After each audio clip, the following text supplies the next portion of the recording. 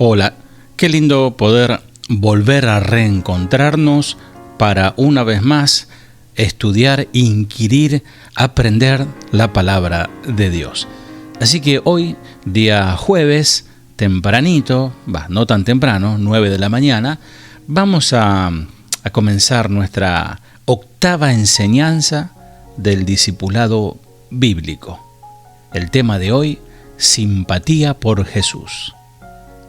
Así que te animo a preparar tu Biblia, tus lapiceras, tus lápices, algunos usan remarcador, me dijeron, tu apuntador y infaltable el mate, el té, el café o cualquier infusión que quieras compartir. Así que vamos a comenzar. Simpatía por Jesús.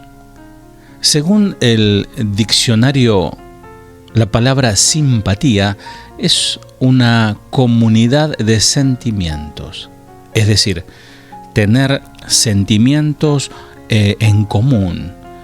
Es también el modo de ser de una persona, el cual le hace agradable ante los demás y produce una inclinación afectiva. Hay personas que son muy extrovertidas, muy amables, muy simpáticas, esa es la palabra, que atrae a las otras personas, y siempre hay alguien que, como se le dice, es el alma mater de las fiestas, o es aquel que habla más y el que hace más chistes y el más simpático.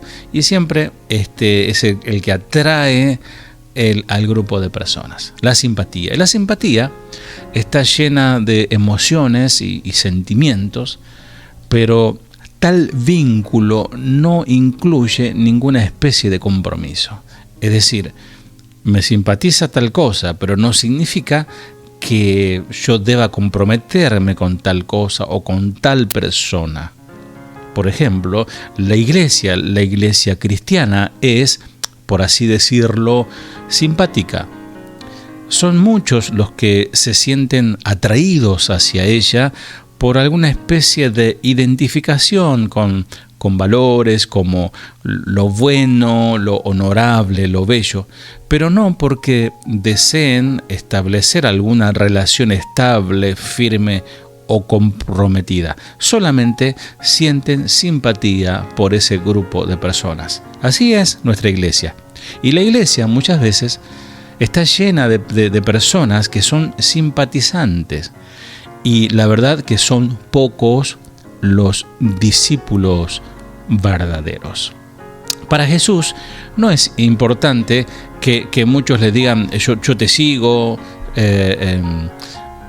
sino que para el Señor lo importante es que le digan lo que al Señor le importa es que cuando le dicen, lo digan íntegramente y con buenas motivaciones, que sus seguidores tengan una buena razón para seguirle.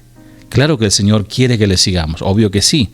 Muchos dicen te seguiré, pero otros siguen de verdad.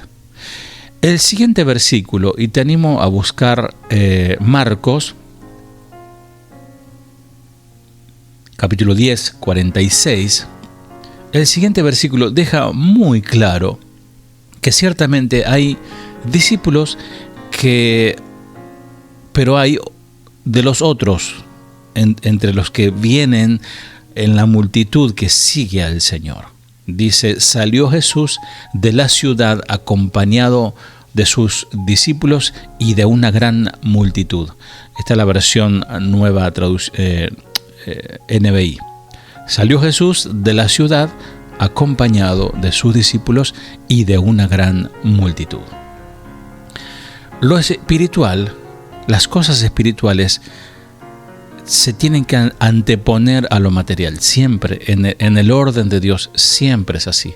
Lo más importante es lo espiritual. Por eso dice el Señor, buscad primeramente. No está diciendo que, de hecho, no estudies, no trabajes, no hagas tu casa, no formes una familia, etcétera, etcétera. No, está diciendo, busca primeramente a Dios y todo lo demás será bendecido.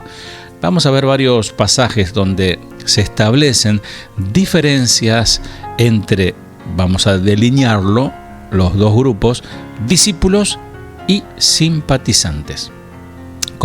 Vamos a comparar la actitud contrastante de las personas que aparecen en estos dos pasajes. Una es Juan, anótalo, 6:26, Juan 6:26, y la otra es Marcos capítulo 3, versículo 20. La primera dice: ciertamente les aseguro que ustedes me buscan no porque han visto señales, sino porque comieron, esa palabra la remarcamos, comieron pan hasta llenarse o hasta saciarse. Lo hemos visto en una de las enseñanzas, ¿sí? O sea que seguían al Señor porque comieron. Vamos a ver el versículo que sigue, Marcos 3:20. Luego entró en una casa y de nuevo se aglomeró, se agolpó tanta gente que ni siquiera podían comer él, es decir, Jesús y sus discípulos.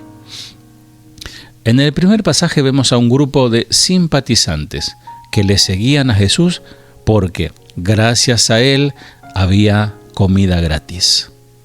Y en el segundo pasaje vemos a Jesús y sus discípulos que ellos no podían ni siquiera comer tranquilos, no podían saciar sus necesidades físicas porque tenían como prioridad lo espiritual, es decir, alimentar espiritualmente, sembrarles la palabra a esa gente que venía agolpándose ahí.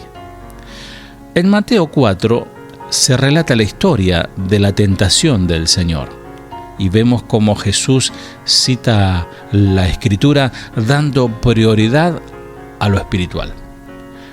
No solo de pan vive el hombre, sino de toda palabra que sale de la boca de Dios.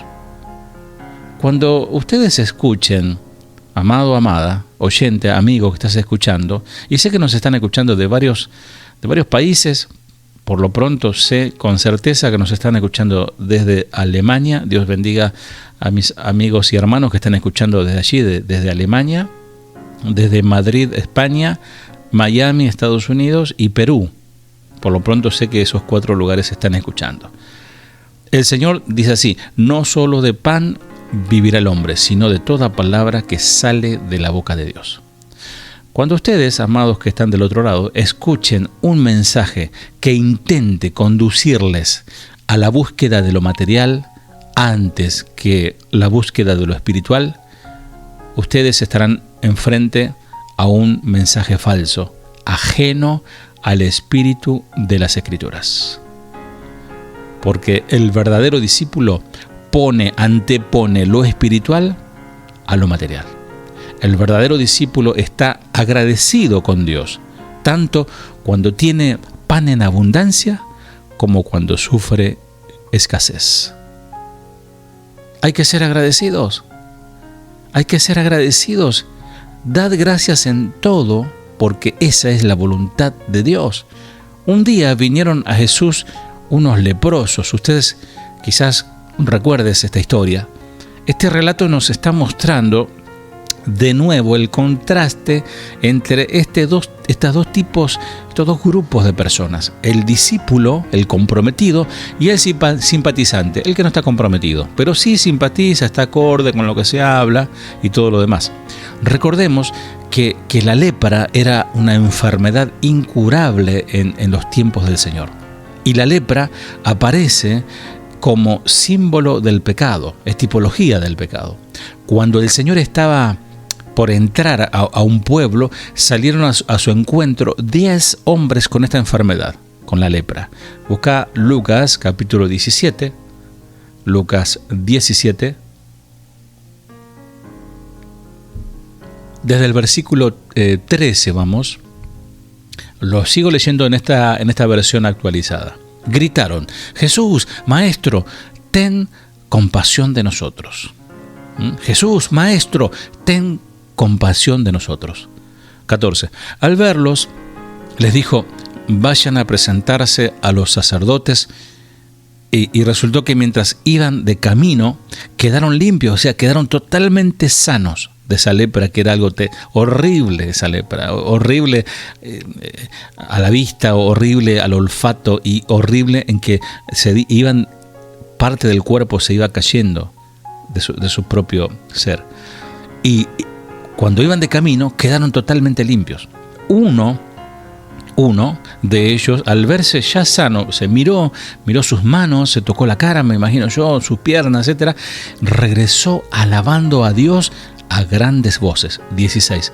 ¿Qué pasó? Cayó rostro en tierra a los pies de Jesús y le dio las gracias. No obstante, este era samaritano. Y esto no es una parábola, eso es un caso real que pasó. ¿Y acaso, dice el versículo 17, no quedaron limpios 10? Preguntó el Señor. ¿Dónde están los otros 9? El versículo 18 dice, no hubo ninguno que regresara a dar gloria a Dios, excepto este extranjero, es decir, los otros eran judíos. 19, levántate y vete, le dijo al hombre, tu fe te ha salvado. Notemos que el versículo 13 lo llaman, todos lo llaman maestro, le dicen.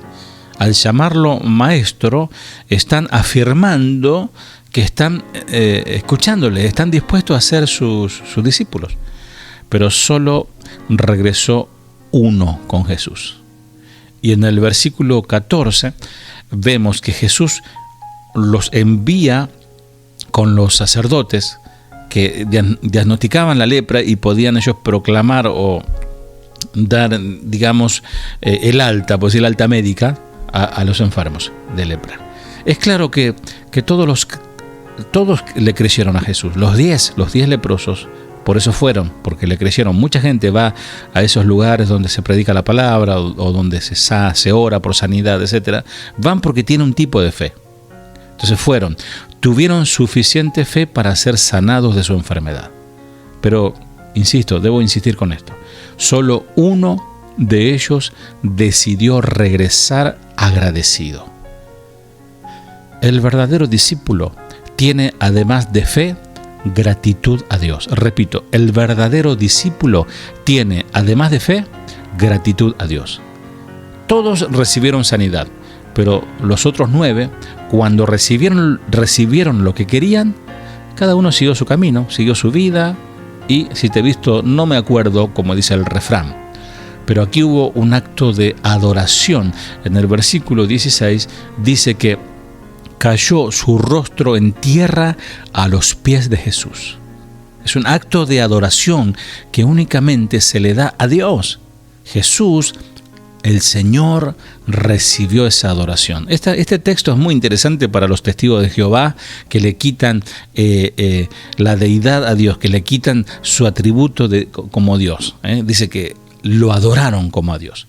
Cayó rostro en tierra a los pies de Jesús y le dio las gracias, no obstante que era samaritano. 17. ¿Acaso no quedaron limpios los 10? Etcétera. El Señor pregunta y le dice, levántate, tu fe te ha salvado. Los verdaderos discípulos siempre adoran a Dios. Repito, los verdaderos discípulos siempre adoran a Dios. No sé si escuchaste por ahí, no en nuestra iglesia, en otra, siempre es en otra, ¿no? A gente que llegan a decir, mejor lleguemos tarde al culto, ya lleguemos para la palabra, porque la adoración aburre, tanta cantaleta ahí, muchas canciones, lo mío no es la música, lo mío es la palabra, dicen, ¿no? Entonces llegan promediando la reunión cuando están presentando al predicador o el pastor está orando para leer la palabra, ahí recién va entrando el personaje. Amigo, escúchame, déjame decirte esto.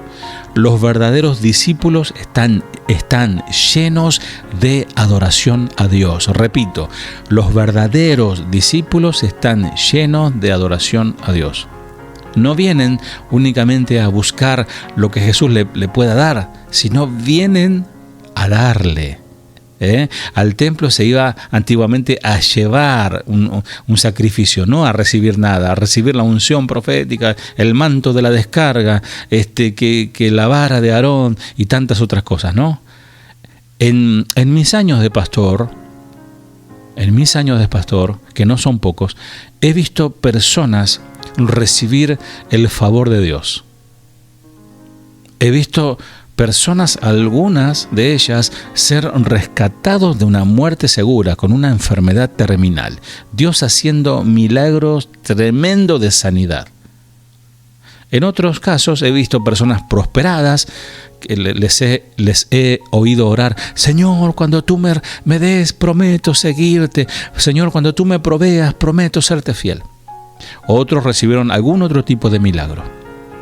Ahora me pregunto, ¿dónde están? ¿En qué andan esas personas hoy en día? Hicieron lo mismo que los 9 leprosos, repitieron la historia, recibieron su milagro, mas ya nunca regresaron. Jesús le dijo al hombre sano que regresó: tu fe te ha salvado. Los otros 9 tuvieron fe para ser sanados, pero este recibió además, lo más importante, la salvación, porque en definitiva todos murieron. Imaginémonos que los otros 9 nunca reconocieron al Señor y nunca se arrepintieron de sus pecados, pero este último hoy está disfrutando la gloria del Señor. ¿Qué te parece? ¿Qué es más importante? ¿Una sanidad o la salvación eterna? ¿Qué es más importante? ¿Que Dios te prospere, te llene de dinero, tus negocios, tengas esa 4x4 soñada, o que tu alma viva para siempre? No buscando la comodidad. El verdadero discípulo no anda buscando su comodidad. Si pusiéramos un anuncio, por ejemplo, en la entrada del auditorio de la iglesia, aquí en Amberes 2320, aquí en Banfield, ponemos un cartel ahí, como le decimos nosotros, un pasacalle, que diga: venga a recibir su milagro. O ponemos otro cartel que diga: noches de fuego, 7 noches de fuego, milagros financieros. Seguramente se llenaría de personas buscando usar a Dios para alcanzar sus metas materiales. Pero ¿qué te parece si pusiéramos, en vez de esos carteles, uno que diga: venga y vea el costo de seguir a Cristo? Venga y crucifique su yo. Venga y deje de ser un pecador. Llegarían 2 o 3, ¿no? Hasta alguno cristiano tampoco vendría, no sé. Aún a Jesús se le fueron de la congregación. Fíjate lo que dice Juan 6:67. Ante esa situación, el Señor le dice: ¿también ustedes quieren marcharse? ¿Quieren irse? Muchos predicadores intentan convencer a la gente diciendo: acepta a Cristo, Dios está llorando desconsolado afuera de tu corazón, déjalo entrar. Le ponen la musiquita Pastor Solitario de fondo, la flauta aquella, y le dice: tú que estás del otro lado, abre la puerta de tu corazón, que el Señor está triste porque quiere que le abras la puerta, tiene frío. Es un grave error predicar así. El Señor no es ningún mendigo. Ciertamente nuestro Dios es un Dios de misericordia y de amor, pero también es un Dios que demanda fidelidad.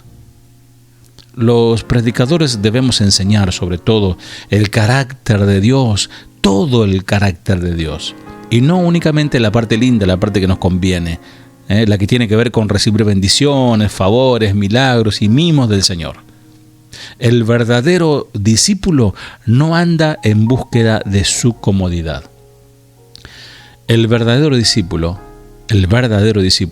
conoce al Señor, conoce a su Maestro y se diferencia de los que solo tienen simpatía por Jesús. Fíjate lo que dice, búscalo ahí en Mateo, capítulo 16, versículo 13.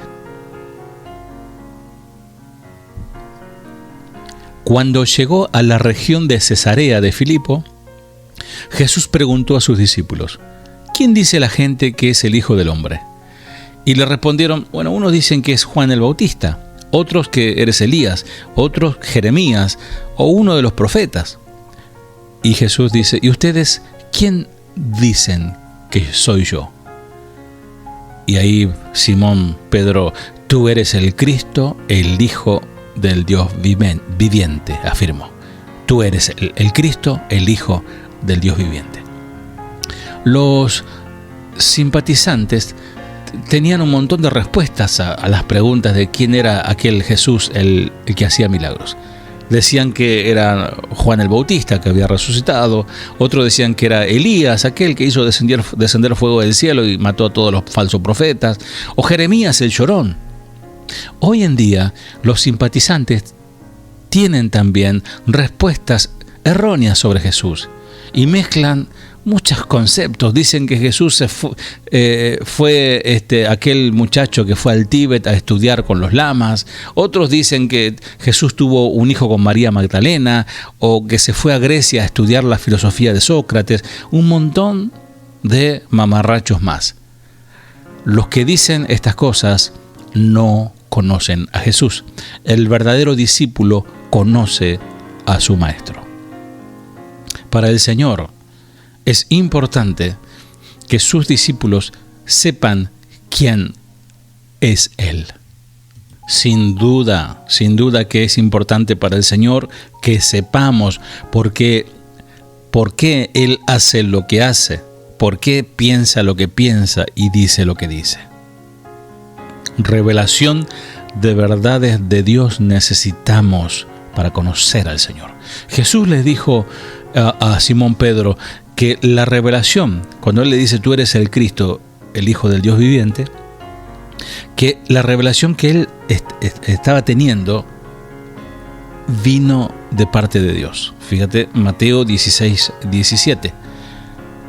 Dichoso tú, Simón, hijo de Jonás, le dijo el Señor, porque eso no te lo reveló ningún mortal, sino mi Padre que está en los cielos. Al verdadero discípulo le son reveladas las verdades de Dios. Y eso produce obediencia a esa verdad. Luego de predicar con denuedo en las calles e incluso luego de hacer milagros en el nombre de Dios, los apóstoles fueron apresados y un ángel los sacó de la prisión y les dijo: vayan, preséntense en el templo y comuniquen al pueblo todo este mensaje de vida. Hechos 5:19. No podemos comunicar el mensaje en parte, no podemos centralizarnos. No, hermano, nosotros somos la iglesia del poder del fuego, de las lenguas, y todo puro lengua. El otro, no, nosotros somos la iglesia de los milagros, puros milagros. No, nosotros somos la iglesia de los judíos, puro judaísmo.